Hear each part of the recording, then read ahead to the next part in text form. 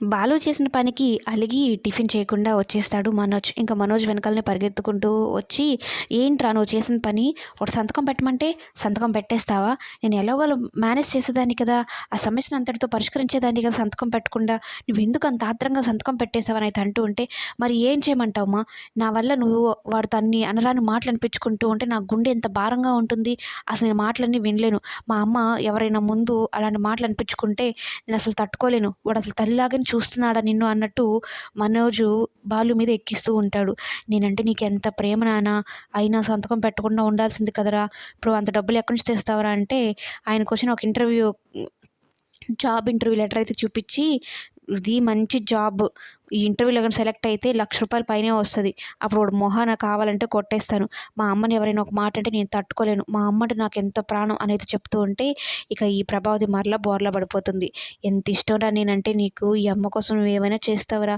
నాకు నచ్చిన కొడుకు నువ్వేరా" అనైతే చెప్తూ ఉంటే, ఇక మనోజ్ ఏమనుకుంటూ ఉంటాడు అంటే, "రేయ్ బాలు, నన్నే ఇంత అవమానిస్తావా? నా చేతిలో అమ్మ అనే బ్రహ్మాస్త్రం ఉందిరా. దాన్ని అడ్డం పెట్టుకొని నీకు చుక్కలు చూపిస్తాను. నీ మీద ఎలా పగ తీర్చుకోవాలో, నేను జీవితంలో కోలుకోలేని దెబ్బ కొడతానురా" అనైతే అనుకుంటూ ఉంటాడు.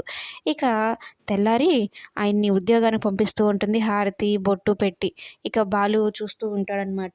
"నువ్వు వాడికిచ్చిన మాటని, నా మీద వేసిన ఒట్టుని నిలబెట్టుకోవాలిరా. వాడి మొహాన డబ్బులు కొట్టేయాలిరా" అంటే ఉంటే, ఈ మనోజ్ ఏం చెప్తాడంటే, చూస్తూ ఉండు.